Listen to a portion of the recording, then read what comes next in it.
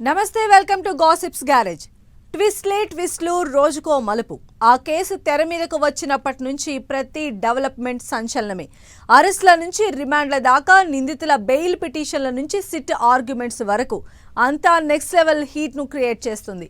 AP liquor కేసులో SIT నగదు seize చేయడమే బిగ్ అప్డేట్ అనుకుంటే, అంతకు మించి ఇప్పుడు ఈడీ ఎంటర్ అయిపోయింది. వస్తూనే ఏకంగా 5 రాష్ట్రాల్లో సోదాలు చేసి గుబులు పుట్టిస్తోంది. ఏపీ లిక్కర్ కేసు ఇంకా జటిలం కానుందా? నిందితులకే కాదు, వాళ్ళ పెద్దలకు కూడా తలనొప్పులు తప్పవా?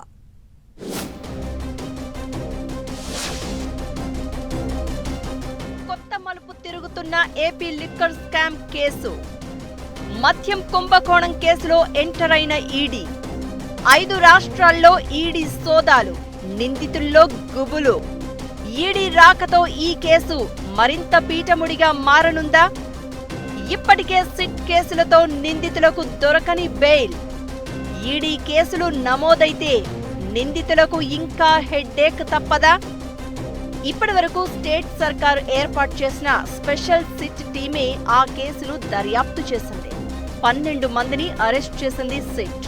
కొన్ని వందల మందిని విచారించింది. ఇంకా కొంతమందికి నోటీసులు ఇచ్చేందుకు రెడీ అవుతోంది. ఇప్పటికే సిట్ పెట్టిన కేసులు, చేస్తున్న ఎలిగేషన్స్, ఛార్జ్ షీట్లో పేర్కొన్న అంశాలే నిందితులకు తీవ్ర ఇబ్బందిగా మారాయి. 90 రోజుల రిమాండ్ దాటినా ఇంకా నిందితులకు బెయిల్ దొరకట్లేదు. ఇప్పటికే బెయిల్ మీదున్న వారికి కూడా నోటీసులు ఇస్తామని హైకోర్టు తెలిపింది. సిట్ దర్యాప్తే కంటి మీద కునుకు లేకుండా చేస్తోందంటే ఇప్పుడు ఈడీ ఎంటర్ అయింది. రావడం అంటే మామూలుగా కాదు, డైరెక్ట్ గా ఫీల్డ్లోకి దిగిపోయింది.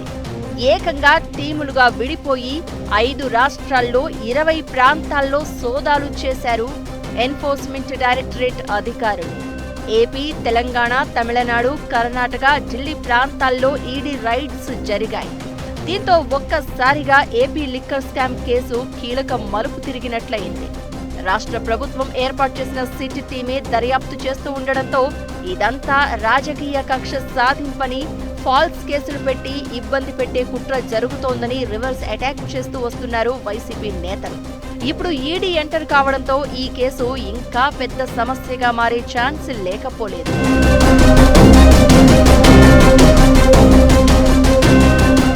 వేల కోట్ల ముడుపులు, విదేశీ లింకులు, హవాలా లావాదేవీలంటూ ఆరోపణలు ఉన్న ఈ కేసులో ఇప్పుడు ఈడీ రంగంలోకి దిగడం సంచలనంగా మారింది.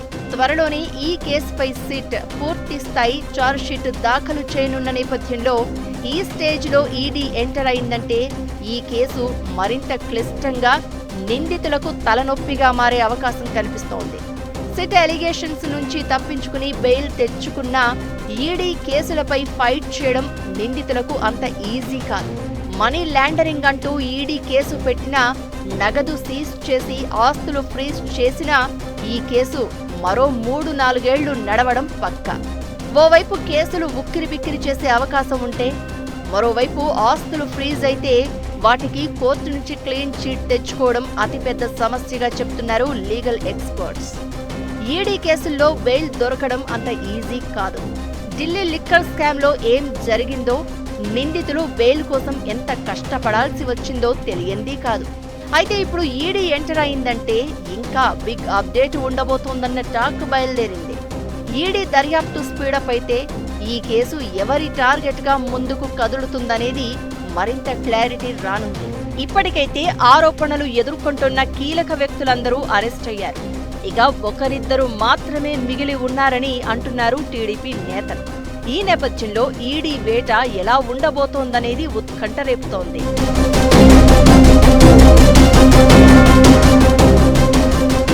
దాదాపు 3,500 కోట్ల స్కామ్ జరిగిందంటూ సిట్ ఆరోపిస్తూ వస్తోంది. నకిలీ లిక్కర్ బ్రాండ్లు, పెంచిన మద్యం ధరల వెనుక భారీ స్కామ్ ఉందని అంటున్నారు. లిక్కర్ కుంభకోణంలో నిందితుల ఇళ్లలోనూ సోదాలు చేస్తోంది. ఫేక్ ఇన్వాయిస్లు, షెల్ కంపెనీలు, బినామీలు, హవాలా ద్వారా కోట్లాది రూపాయలు దారి మళ్లించినట్లు అలిగేషన్స్ చేస్తున్నారు. ఈ నేపథ్యంలోనే ఈడీ రైడ్స్ స్టార్ట్ అయ్యాయి. నిందితులతో సంబంధాలున్న ఆఫీసులు, కంపెనీలతో పాటు 20 చోట్ల సోదాలు చేశారు. కీలకమైన డాక్యుమెంట్లను ఈడీ స్వాధీనం చేసుకున్నట్లు సమాచారం. నిధులను హవాలా ద్వారా వేరే దేశాలకు పంపి బ్లాక్ మనీని వైట్ గా చేశారు అన్నది ప్రధాన అభియోగం. 200 నుంచి 300 కోట్ల రూపాయల వరకు హైదరాబాద్ బంగారం షాపుల్లో ఇన్వాయిస్ క్రియేట్ చేశారన్న అనుమానాలు ఉన్నాయట. ఈ కేసుకు సంబంధించి ఇప్పటికే పలువురు నిందితులు ధనుంజయ్ రెడ్డి, కృష్ణమోహన్ రెడ్డి, బాలాజీ గోవిందప్పలు అరెస్ట్ అయి బెయిల్పై విడుదలయ్యారు. ఇక ఇదే కేసులో అరెస్ట్ అయి రాజమండ్రి సెంట్రల్ జైలులో ఉన్న రాజంపేట ఎంపీ మిథున్ రెడ్డి కూడా బెయిల్ కోసం కోర్టులో పిటిషన్ వేశారు. ఇలాంటి వేళ ఈ మద్యం కుంభకోణం కేసులో దర్యాప్తు చేసేందుకు ఎన్ఫోర్స్మెంట్ డైరెక్టరేట్ ఎంటర్ అయింది.